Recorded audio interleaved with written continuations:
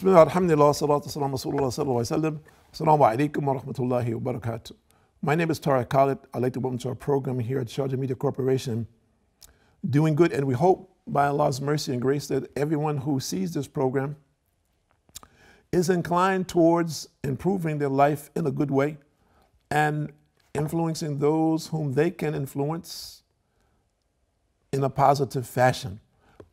One of the reasons that we have sponsored this program is because there are so many activities, or let's say deceptive activities, that are going on globally, so much so that many people are confused about that which is good and that which is not good. Unfortunately, it is, of course, our responsibility as Muslims to inform the masses of people what Allah says and what His Prophet Muhammad said in relationship to that, and how it is that we can do the things that Allah is pleased with and refrain from actions which Allah is displeased with. And of course, this is for those who choose. It is clearly, as Allah says, for those who wish to see. Very simply. The people that don't want to see, of course, then there's nothing that we can do about that. We can pray that Allah opens their hearts and open their eyes, that they can see the truth, and that this enlightenment will enter their life for the sake of their own benefit, that their life will be a good life, and that in many instances, what people are considering to be a good life today is only associated with material progress or material success. And of course, we've discussed this in many programs in the past, and those of us who are aware of what is happening in the global picture from just what is reported in the news know, or personally from experience, know of people who it appeared that they were successful, that they were happy, that their lives were good. This was the image that was propagated to the general public, but internally they were suffering. So the material existence was just camouflage, for lack of a better, or window dressing, whatever terminology you want to use to describe it. And internally, the person is suffering. And as a result, as you well know, many people have committed suicide or come close to it in one way or another. And their actions being the actions of a suicidal person. Again, unfortunately, some of this kind of behavior has become accepted and in certain circles expected and identified by misguided people as sport and play, fun, extreme, living on the edge, so to speak, living for the rush, living for the time. Life is short, enjoy it to full blast presently, with no recompense, no understanding of what that criteria is, how it impacts you now, and of course, more importantly, how it impacts you later on in life. And especially those people who have followings. And as you well know, with today's social media, this is a big thing. No one hardly has ever heard of this person before beside their friends and colleagues, and then overnight, he or she becomes very famous by something they posted in social media. And no one has an idea about the values or morals or the person's belief in God or the existence of God, the fear of God, the recognition that there is accountability. So when we are faced, as we are today, with these challenges, we're offering solutions for those who seek the solutions. We're offering, we can say this is an offering of peace. And when we say peace, an internal peace. And this is something that every one of us needs. And if a person says, well, I don't need that, then he is in denial. And his life is in chaos. And he refuses to accept that. And unfortunately, in many instances, people, they die in this state of affairs, in total confusion. And of course, there's others who would debate about that. And of course, that is up to each one of us. Each one of us, we have our opinions. And Allah says more or less, well, just wait. If you're in denial about the truth, just wait, and then you will see. You will know. But an intelligent person will not wait. An intelligent person will do what? Will be proactive and spend some of his time pursuing knowledge to try to get some realistic answers to the clues in his life, and not necessarily accept that which is commonly done by others, just because it is common practice, or it is the thing to do today. Somebody says, okay, today we're going to wear yellow. All right, today, well, we wake up this morning, we wear green, as an example. Or someone says, okay, which pill are you going to take now? Let's take the red pill. Oh, well, we're going to take the blue pill tomorrow. Okay, on Wednesday, we'll take the green pill. So we become like robots, and Allah did not create us like this. Allah said more or less that He created men and jinn solely for His worship. So it means that He gave us this ability. We were born with this inbred knowledge of who is our Creator. And it is up to us to pursue this, each one of us. And our success, real success in this world, is in this path. And the other things are a mirage. He says, well, listen, man, you just see this car I have right here, see this house, look at my bankroll. It's not a mirage, brother. This is real. Look at this right here. You see this right here? Look at the rings on my finger. You look, this is not a mirage. This is real, material. I'm not faking it. He says, well, if your existence is limited to only that material, you're faking it. And you're a person without knowledge. Because this world is temporary, and none of us know how long we're going to live. Just today, this morning, I got news that one of my students passed away in an automobile accident. His name is Rashid. He's an Emirati. He just finished his national service, just started college. And now, unfortunately, his life is over, just like that. And all of us are very sorry about this, but this is a reality that we all face. And this is the thing that we tell all the young people. There's no guarantee that you're going to become an old guy with a white beard. There's no guarantee about this. And also, we don't have a guarantee that we'll live one more second. This is a challenge that each one of us is faced with sooner or later. And the one who is aware and conscious and implements good deeds and actions as a youth is very fortunate. And we've been very fortunate to know many very nice young people and this young man was one of those very nice young people. Very well-mannered, very polite, from a good family. And of course, we ask Allah to make it easy for his family. So if we look at these things, this is real. This is the life that we're living is real. We need to put it in perspective in relationship to our existence in this time and in hereafter. So let's see what Allah subhanahu wa ta'ala says in Quran in chapter number 3, verse number 104. Bismillahirrahmanirrahim, in the translation. Let there arise out of you a group of people inviting to all that is good.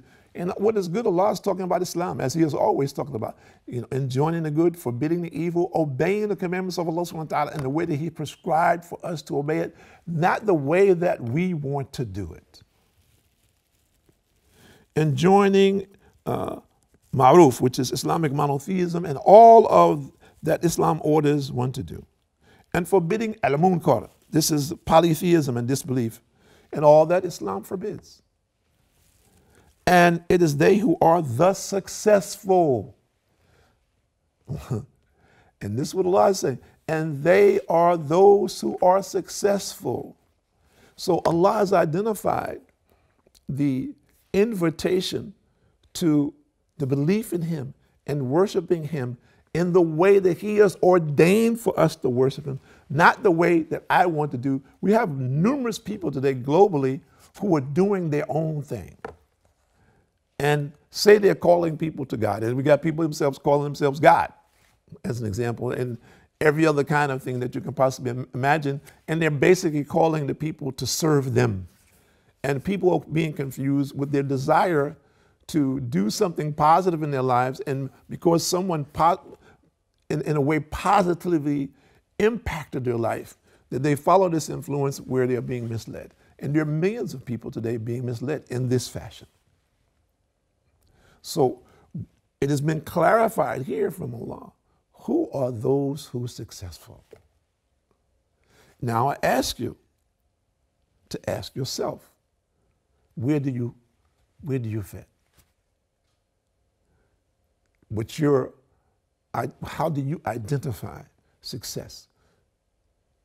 The way that you identify success, is it related in any way to what I just said? So ask yourself the question, which path am I on?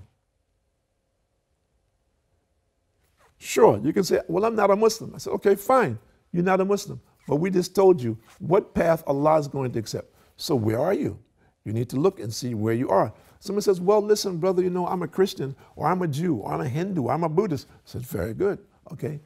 This statement is not a statement from me. This is a translation of a statement from Allah of what it is that He's accepting and who are the successful people.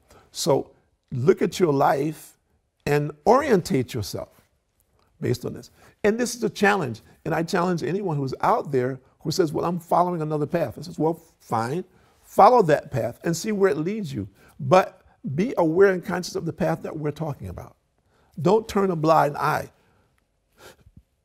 Don't turn a blind eye to what we're saying to you. If you're a person pursuing knowledge and pursuing wisdom, then make a comparative analysis between the path that you're following, that you think is the correct path, and what we have identified for you, which without doubt to us is the clear path, the path of righteousness, the path in which you will have the eternal success. And anyone who's following another path, I challenge them. And this, of course, if whatever it is that you're following, if you think it is superior to what we're talking about, then I will challenge you in this. And of course, it cannot be harmful for you, can it? If you look at what we're doing and try it and make a comparative analysis, it can't harm what you're doing, can it? If you believe that what we're doing is not the ultimate path and what you're doing is superior to it, then of course, if you look into what we're doing and you pursue some of the things that we're saying, it cannot be of any harm. But we need to understand something, that if you neglect what we have informed you of, and you choose not to follow this path of goodness and righteousness, then you will be among the losers. So we are calling the people to all that is good for their own salvation. That every single human being and jinn will know the truth. And in that truth will resolve whatever conflicts there may be in their life. And conflicts will continue. Doesn't mean that you won't have disturbances. Satan is here. He's real. He knows you. So his invitation is going to be around those things which will distract you. And he's going to make sure that those things cross your path. And the more effort that you make to solidify your belief system, of course, the stronger the attack he's going to make against you. So everyone who's out there, particularly if you're not a Muslim, don't fall into what is being presented, the image that is being presented today of the Muslims. Because there are many factors which we have discussed in many programs in relationship to that. And ultimately, regardless of what is being presented, the objective is to lead the people clearly away from Islam and to create in the general population a hate for Islam. And of course, if you hate Islam, how would you study it? How would you involve yourself in it? You will not. You go in the opposite direction, as far away from it as you can. And that's what Satan wants.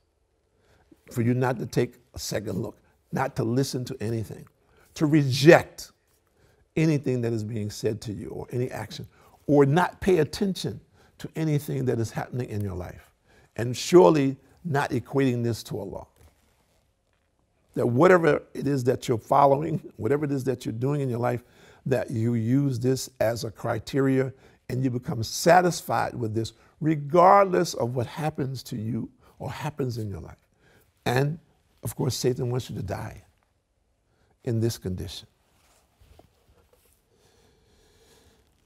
And Allah subhanahu wa ta'ala says more or less, again in chapter number 3, verse number 110, Bismillahirrahmanirrahim, you true believers in Islamic monotheism and real followers of the Prophet Muhammad sallallahu alaihi wasallam and his sunnah are the best of people ever raised upon or raised up from mankind. You enjoin what is good and forbid what is evil. And again, Allah says in chapter number 7, verse 199, show forgiveness, enjoin what is good and turn away from the foolish. Don't punish them.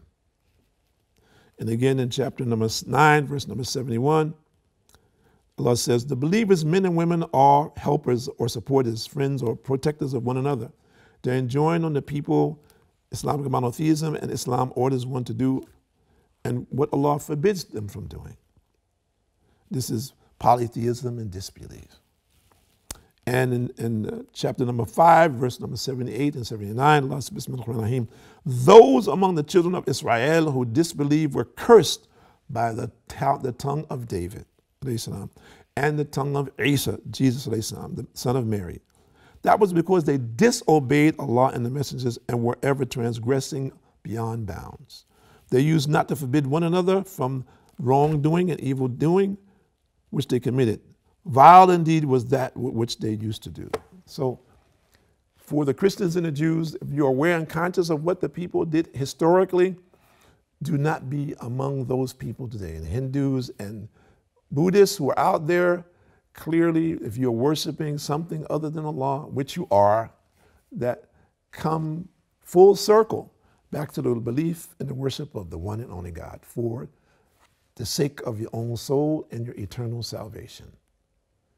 My name is Tariq Khalid. I'd like to thank you for joining us here at Sharjah Media Corporation and doing good. And we hope and we pray that everyone is inclined through these programs to strive to do righteous deeds and actions and to correct their lives, to do good for the sake of their own souls and salvation.